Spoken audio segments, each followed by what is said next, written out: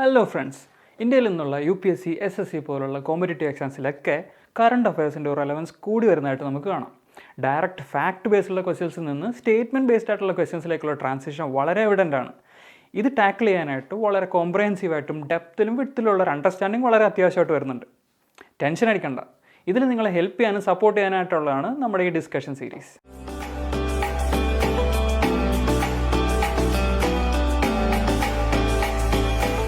Hello everyone, 2023 Indian പൊളിറ്റിയിൽ കുറച്ച് developments നടന്നിട്ടുണ്ടായിരുന്നു. അതിൽ മേജറായിട്ടുള്ള പറഞ്ഞായിരുന്നു ക്രിമിനൽ ലോസിൻ്റെ റിഫോംസ്. അതിനെക്കുറിച്ചിട്ടാണ് നമ്മളിന്ന് ഡിസ്കസ് ചെയ്യാൻ പോകുന്നത്. ഇന്ത്യയിൽ ക്രിമിനൽ ലോസിൻ്റെ ഒരു ഹിസ്റ്ററി പറയുകയാണെന്നുണ്ടെങ്കിൽ നമുക്കറിയാം, ഇന്ത്യയുടെ സ്വാതന്ത്ര്യത്തിന് മുന്നേ ബ്രിട്ടീഷ് ഭരണത്തിൻ്റെ അണ്ടറിലായിരുന്നു ഇന്ത്യ. അതിൻ്റെ ഒരു പകുതി ഭാഗം ആ തുടക്കകാലം ഈസ്റ്റ് ഇന്ത്യ കമ്പനിയുടെ അണ്ടറിലായിരുന്നു. അപ്പോൾ ഈസ്റ്റ് ഇന്ത്യ കമ്പനിക്ക് ഇന്ത്യ ഭരിക്കാൻ വേണ്ടിയിട്ട്, ഇന്ത്യ അഡ്മിനിസ്റ്റർ ചെയ്യാൻ വേണ്ടിയിട്ട് ബ്രിട്ടീഷ് ഗവൺമെൻറ് 20 വർഷം വെച്ചിട്ട് കരാറ് പുതുക്കി കൊടുത്തുകൊണ്ടിരുന്നു. ഇത് ചാർട്ടർ ആക്റ്റുകളിലൂടെയായിരുന്നു നടന്നുകൊണ്ടിരുന്നത്. ഈ ചാർട്ടർ ആക്റ്റുകൾ ഈസ്റ്റ് ഇന്ത്യ കമ്പനി ആക്ട് എന്നും പറഞ്ഞ് അറിയപ്പെടുന്നുണ്ടായിരുന്നു. അങ്ങനെ 1833 വന്നൊരു charter act, also called as East India company act 1833. ഇത് പ്രകാരം കുറച്ച് റിഫോംസ് അന്ന് കൊണ്ടുവന്നിട്ടുണ്ടായിരുന്നു. അന്നത്തെ ഗവർണർ ജനറൽ എന്ന് പറഞ്ഞാൽ വില്യം ബെൻഡിക് ആയിരുന്നു. ഈ ആക്റ്റാണ് വില്യം ബെൻഡിക്കിനെ ഗവർണർ ജനറൽ ഓഫ് ബംഗാളിൽ നിന്നും ഗവർണർ ജനറൽ ഓഫ് ഇന്ത്യ ആയിട്ട് മാറ്റുന്നത്. അങ്ങനെ ഇരിക്കെ അതിനകത്ത് മറ്റൊരു പ്രൊവിഷനായിരുന്നു പുതിയതായിട്ടൊരു ലോ മെമ്പറെ വൈസ്രോയുടെ എക്സിക്യൂട്ടീവ് കൗൺസിലിലേക്ക് ആഡ് ചെയ്യാം എന്നുള്ളത്. അങ്ങനെ ആഡ് ചെയ്യപ്പെട്ട മെമ്പറാണ് തോമസ് ബാഗ്ടൺ മക്കാളെ, ലോർഡ് മക്കാളെ എന്നും പറയും. അങ്ങനെ ഇരിക്കെ അടുത്ത വർഷം 1834 1834 ഈ ലോർഡ് മക്കാളെ ഹെഡ് ചെയ്യുന്ന ഒരു law commission, first law commission in India രൂപീകരിക്കപ്പെടുകയാണ്.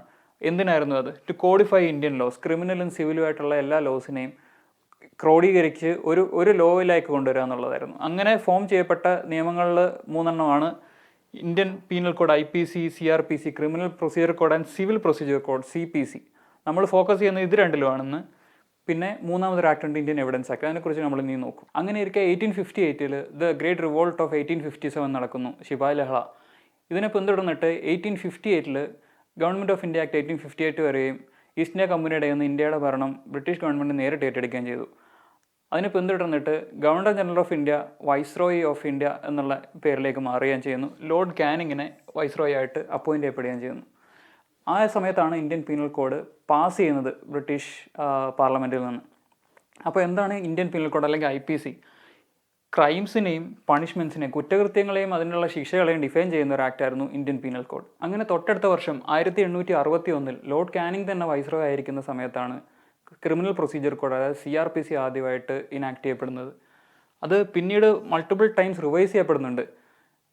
എന്താണ് അപ്പോൾ CRPC? അതൊരു പ്രൊസീജിയർ ലോ ഉണ്ട്, പേര് തന്നെ പ്രൊസീജിയർ ലോ. നേരത്തെ മുൻ വർഷത്തിൽ പാസ്സായിട്ടുള്ള IPC, ഇന്ത്യൻ പീനൽ കോഡിനെ അഡ്മിനിസ്റ്റർ ചെയ്യുന്ന ഒരു പ്രൊസീജിയർ ലോ ആയിരുന്നു ഈ CRPC എന്നുണ്ടായിരുന്നത്. അതായത് ഇൻവെസ്റ്റിഗേറ്റേഴ്സിന്, അതായത് പോലീസിന്, പ്രോസിക്യൂഷൻ അതായത് വക്കീലന്മാർക്ക്, അത് കോടതിയിൽ ഹെഡ് ചെയ്യുന്ന മജിസ്ട്രേറ്റ്സിന്, ഇവർക്കൊക്കെ എന്ത് പ്രൊസീജിയറാണ് ഒരു ക്രൈമിന് പണിഷ്മെൻറ്റ് വിധിക്കാൻ അല്ലെങ്കിൽ ഇൻവെസ്റ്റിഗേഷൻ സമയത്ത് അല്ലെങ്കിൽ ട്രയൽ സമയത്ത് സ്വീകരിക്കേണ്ടതെന്നുള്ളതായിരുന്നു ക്രിമിനൽ പ്രൊസീജിയർ കോഡിൽ ഉൾക്കൊണ്ടിരുന്നത്. CRPC സ്വാതന്ത്ര്യത്തിന് ശേഷം 1973 ആയിരുന്ന സമയത്താണ് ഈ പഴയ കൊളോണിയൽ ആക്ടിനെ റീപ്ലേസ് ചെയ്തുകൊണ്ട് ആദ്യമായിട്ട് CRPC സ്വതന്ത്ര ഇന്ത്യയിൽ വരുന്നത്. അത് ആൻറ്റിസിപ്പേറ്ററി ബെയിൽ, അതായത് മുൻകൂർ ജാമ്യം പോലുള്ള പ്രൊവിഷൻസ് ഈ CRPC 1973 ഇൻട്രൊഡ്യൂസ് ചെയ്യുന്നുണ്ട്. ഇങ്ങനെ ഇരിക്കെ 2005 ഒന്നുകൂടെ ഈ CRPC അമെൻഡ് ചെയ്യപ്പെടുന്നുണ്ട്. ആ സമയത്താണ് പ്ലീ ബാർഗെയിനിങ് എന്ന് പറയുന്നൊരു പ്രൊവിഷനൊക്കെ കൊണ്ടുവരുന്നത്. പ്ലീ ബാർഗെയിൻ എന്ന് പറഞ്ഞു കഴിഞ്ഞാൽ ഒരു കുറ്റവാളി കുറ്റസമ്മതം നടത്തി കഴിഞ്ഞാൽ ലെസർ പണിഷ്മെൻറ്റിന് വേണ്ടിയിട്ട് കോടതിയിൽ പ്ലീ ചെയ്യാൻ പറ്റും. അതായിരുന്നു plea bargaining. So criminal procedure code, it was first passed in 1861 but revised multiple times. It is a procedural law established to administer the IPC 1860 and it contains detailed procedure for investigators, that is the police, prosecutors, that is the advocates and the magistrates. CRPC 1973 replaced the older act, that is in 1861, but it got replaced, as we told earlier, and introduced changes like anticipatory bail. Now it amended in 2005 to add changes such as provisions for plea bargaining and the rights of the prisoners. അങ്ങനെ ഇരിക്കെ 1872 Lord മായോ ഇന്ത്യയുടെ viceroy ആയിരിക്കുന്ന സമയത്താണ് Indian evidence act enact ചെയ്യപ്പെടുന്നത്. So originally it was passed in India by the governor general in council. Governor general in council എന്ന് പറഞ്ഞാൽ viceroy and his executive council, ഇത് രണ്ടും കൂടെ ചേർന്നൊരു ബോഡിയാണ് ഗവർണർ ജനറൽ ഇൻ കൗൺസിൽ എന്ന് പറഞ്ഞിരുന്നത്. അങ്ങനെ 1872 അത് ഇന്ത്യൻ എവിഡൻസ് ആക്ട് ഇനാക്ട് ചെയ്യപ്പെടുകയാണ്. സോ എന്താണ് ഈ Indian evidence act? It governs the admissibility of evidence in the Indian courts. ഇന്ത്യയിലെ കോടതികളിൽ അഡ്മിറ്റ് ചെയ്യാൻ പറ്റുന്ന തെളിവുകൾ ഏതൊക്കെയാണ്, അതിനെ ഗവേൺ ചെയ്യുന്ന റൂൾസ് എന്തൊക്കെയാണ് എന്നുള്ളതായിരുന്നു ഈ ഇന്ത്യൻ എവിഡൻസ് ആക്ടിൽ ഉൾക്കൊള്ളിച്ചിരുന്നത്. So it applies to all civil and criminal proceedings.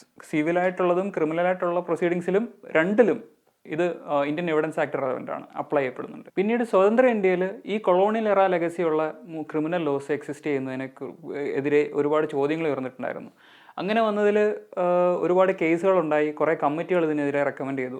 ആദ്യം വന്നതിൽ ഒന്നായിരുന്നു 2003 മലീമത്ത് കമ്മിറ്റി റെക്കമെൻഡേഷൻസ്. അതിനുശേഷം 2006 പ്രകാശ് സിംഗ് കേസും വരുന്നുണ്ട്. 2007 മാധവ് മേനോൻ കമ്മിറ്റി റെക്കമെൻഡ് ചെയ്യുന്നുണ്ട്.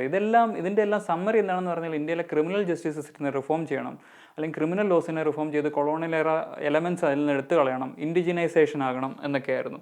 അങ്ങനെ ഇരിക്കെ 2020 ministry of home affairs criminal ലോസിനെ റിഫോം ചെയ്യാനായിട്ട് ഒരു രൺബീർ സിംഗ് കമ്മിറ്റിയെ അപ്പോയിൻറ്റ് ചെയ്യുന്നുണ്ട്.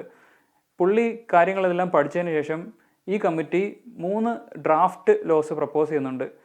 അതിനെ പാർലമെൻറ്റിൽ ഇൻട്രൊഡ്യൂസ് ചെയ്യുകയും പാർലമെൻറ്റ് 2023 ആ 3 ലോസിനെ ബ്രിജ്ലാൽ കമ്മിറ്റി ഹെഡ് ചെയ്യുന്ന parliament standing committee on home അഫയേഴ്സിലേക്ക് റെഫർ ചെയ്യുന്നുണ്ട്.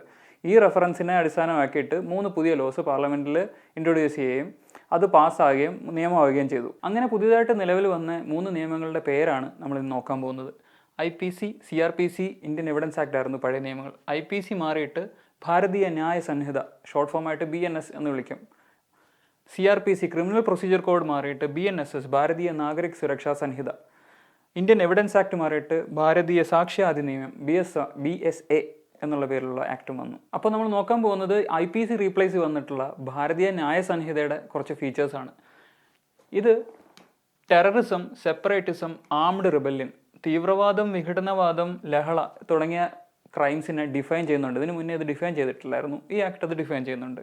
മറ്റൊരു ഹൈലൈറ്റ് എന്ന് പറയുന്നത് സെഡീഷൻ, രാജ്യദ്രോഹ കുറ്റം റിപ്പീൽ ചെയ്യുന്നുണ്ട്. പക്ഷേ പുതിയൊരു ഒഫൻസ് ആഡ് ചെയ്യുന്നുണ്ട്. അതായത് sovereignty, unity and integrity of India endanger ചെയ്യുന്നതിന് അതിന് ഡിഫൈൻ ചെയ്തിട്ട് അതിൻ്റെ പണിഷ്മെൻറ്റ്സും പ്രിസ്ക്രൈബ് ചെയ്യുന്നുണ്ട്. മറ്റൊരു ഹൈലൈറ്റ് എന്ന് പറയുന്നത് മോബ് ലിഞ്ചിങ്, ആൾക്കൂട്ടം കൂടി ചേർന്ന് ഒരാളെ വകവരുത്തുക എന്നുള്ളതിന് മാക്സിമം പണിഷ്മെൻ്റായിട്ട് ഡെത്ത് പെനാൽറ്റി പ്രിസ്ക്രൈബ് ചെയ്യുന്നുണ്ട്. മറ്റൊന്ന് പണിഷ്മെൻ്റായിട്ട് കമ്മ്യൂണിറ്റി സർവീസ് ഇൻട്രൊഡ്യൂസ് ചെയ്യുകയാണ് ആദ്യമായിട്ട്. വേറൊന്ന് വരുന്നത് ചാർജ് ഷീറ്റ് ഫയൽ ചെയ്യുന്നതിനായിട്ട് ഒരു ടൈം ലിമിറ്റ് ഫിക്സ് ചെയ്യണം. മുന്നേ ഈ ചാർജ് ഷീറ്റ് ഫയൽ ചെയ്യുന്നതിനായിട്ട് യൂണിഫോം ആയിട്ടുള്ളൊരു ടൈം ലിമിറ്റ് ഇല്ലായിരുന്നു. അപ്പോൾ അതിന് മാക്സിമം 180 days, അതായത് തുടക്കത്തിൽ 90 days കോർട്ടിനത് മറ്റൊരു 90 days കൂടെ എക്സ്റ്റെൻഡ് ചെയ്യാം എന്നുള്ള രീതിയിൽ 180 days മാക്സിമം ആയിട്ടൊരു ചാർജ് ഷീറ്റ് ഫയൽ ചെയ്യാൻ വേണ്ടിയിട്ട് ഫിക്സ് ചെയ്യാണ്. ഇനി നമ്മൾ നോക്കാൻ പോകുന്നത് CRPC റീപ്ലേസ് വന്നിട്ടുള്ള ഭാരതീയ നാഗരിക് സുരക്ഷാ സംഹിത, അതായത് BNSS എന്നുള്ള ആക്ടിൻ്റെ കുറച്ച് ഹൈലൈറ്റഡ് ഫീച്ചേഴ്സാണ്. ഒന്നാമത്തേത് ട്രയൽസിനും അപ്പീൽസിനും ടെക്നോളജിയെ യൂസ് ചെയ്യുന്നതിന് വേണ്ടിയിട്ടുള്ള പ്രൊവിഷൻസിനെ ഉൾക്കൊള്ളിച്ചു എന്നുള്ളതാണ്. മറ്റൊന്ന് സെക്ഷുവൽ വയലൻസ് സർവൈവേഴ്സിൻ്റെ വീഡിയോ സ്റ്റേറ്റ്മെൻറ്റ് മാൻഡേറ്ററി ആക്കിയിട്ടുണ്ട്. അടുത്തത് ഒരാൾ കംപ്ലൈൻറ്റ് ഫയൽ ചെയ്ത് കഴിഞ്ഞാൽ 90 ദിവസത്തിനുള്ളിൽ അതിൻ്റെ സ്റ്റാറ്റസ് അയാളെ അറിയിക്കണം എന്നുള്ളത് ഒരു പ്രൊവിഷൻ കൊണ്ടുവന്നിട്ടുണ്ട്. ഇനിയുള്ളതാണ് absconding criminals to be tried in absentia by the court. അതായത് ഒളിവിലുള്ള ക്രിമിനൽസിനെ അവരുടെ അഭാവത്തിൽ, അവരുടെ ആബ്സെൻസിൽ കോർട്ടിന് ട്രയൽ ചെയ്യാം, അല്ലെങ്കിൽ ആ കേസുകൾ മുന്നോട്ട് നടത്താം എന്നുള്ളതിനെ കുറിച്ചുള്ള ഒരു പ്രൊവിഷൻ വന്നിട്ടുണ്ട്. മേഴ്സി പെറ്റീഷൻസ് ഫയൽ ചെയ്യുന്നതിന് ഗവർണറുടെ അടുത്തും പ്രസിഡന്റിൻ്റെ അടുത്തും ഫയൽ ചെയ്യുന്നതിന് വേണ്ടിയിട്ടുള്ള ടൈം ലിമിറ്റ് ഫിക്സ് ചെയ്തിട്ടുണ്ട്. അതായത് ഗവർണർ അടുത്താണെങ്കിൽ Mercy petition should be file within 30 days. President അടുത്താണെങ്കിൽ ഇത് 60 daysനുള്ളിൽ ഫയൽ ചെയ്യണമെന്നാണ്. ഇനി 0 FIR, 2012 നിർഭയ കേസിൽ ഉടലെടുത്ത് വന്നിരുന്ന ഒരു സാധനമാണ് 0 FIR. എന്താണ് 0 FIR എന്ന് പറഞ്ഞാൽ, ഈ രാജ്യത്ത് എവിടെ വേണമെങ്കിലും വെച്ചിട്ട് നമുക്കൊരു പരാതി ഉണ്ടെങ്കിൽ അടുത്തുള്ള പോലീസ് സ്റ്റേഷനിൽ പോയി പരാതി ചെയ്ത് കഴിഞ്ഞാൽ അവരൊരു FIR ഇടും. ആ FIRൻ്റെ പേരാണ് 0 FIR. 15 ദിവസത്തിനുള്ളിൽ ഈ ക്രൈം ഏത് പോലീസ് സ്റ്റേഷൻ്റെ ജൂറിസ്ഡിക്ഷനിലാണോ നടന്നത് അവിടേക്ക് ഈ FIR മാറ്റപ്പെടുകയും ചെയ്യും. അപ്പോൾ ആ ഒരു പ്രൊവിഷന് ഇതുവരെ സ്റ്റാറ്റ്യൂട്ടറി, അതായത് ഒരു നിയമത്തിൽ പറഞ്ഞിട്ടില്ലായിരുന്നു. അങ്ങനെ ആദ്യമായിട്ട് BNSSൽ ഈ 0 FIRന് സ്റ്റാറ്റ്യൂട്ടറി ബാക്കിംഗ് കൊടുത്തിരിക്കുകയാണ്. മൂന്നാമതായിട്ട് നമ്മൾ നോക്കാൻ പോകുന്നത് ഇന്ത്യൻ എവിഡൻസ് ആക്ടിനെ റീപ്ലേസ് വന്നിട്ടുള്ള ഭാരതീയ സാക്ഷ്യ അധിനിയമം, അതായത് BSA എന്ന ആക്ടിൻ്റെ കുറച്ച് ഹൈലൈറ്റ്സ് ആണ്. ഒന്നാമതായിട്ട് ഇലക്ട്രോണിക് എവിഡൻസിനെ അത് ഡിഫൈൻ ചെയ്യുകയും അതിനെ അഡ്മിറ്റ് ചെയ്യുകയും ചെയ്യുന്നുണ്ട്. അടുത്തതായിട്ട് DNA എവിഡൻസിനെയും പിന്നെ ഡിജിറ്റൽ എവിഡൻസിനെ നശിപ്പിക്കുന്നതിനെതിരെയും prevent tampering of the digital evidence, അതിനെതിരെയുള്ള പ്രൊവിഷൻസ് വന്നിട്ടുണ്ട്. മറ്റൊന്ന് എക്സ്പെർട്ട് ഒപ്പീനിയനെ, അതായത് ഒരു മെഡിക്കൽ ഒപ്പീനിയൻ അല്ലെങ്കിൽ ഒരു സയൻറ്റിസ്റ്റിൻ്റെ ഒപ്പീനിയൻ, ഇതിനെയൊക്കെ എവിഡൻസ് ആയിട്ട് റെക്കഗ്നൈസ് ചെയ്യുന്നുണ്ട് ഈ BSA, അതായത് ഭാരതീയ സാക്ഷ്യ അധിനിയമം. ഒരൊറ്റ പ്രിപ്പറേഷൻ കൊണ്ട് ഒന്നിലധികം എക്സാമുകൾക്ക് തയ്യാറെടുക്കണോ? വരൂ, ഡോട്ട്സ് അക്കാഡമിയുടെ ഭാഗമാകും. SSC PSC combo, SSC bank combo, exclusive SSC, exclusive bank എന്നീ കോച്ചിങ്ങുകൾക്ക് തിരുവനന്തപുരത്തും കൊല്ലത്തും ബാച്ചുകൾ. നിങ്ങളുടെ വീടിന്റെയും ജോലി സ്ഥലത്തിന്റെയും സൗകര്യത്തിൽ നിന്ന് പഠിക്കാൻ ഓൺലൈൻ ബാച്ചുകൾ. അപ്പൊ ഇനി എന്തിനു കാത്തിരിക്കണം? വരൂ ഡോട്ട്സ് അക്കാഡമിയിലേക്ക്. For more details contact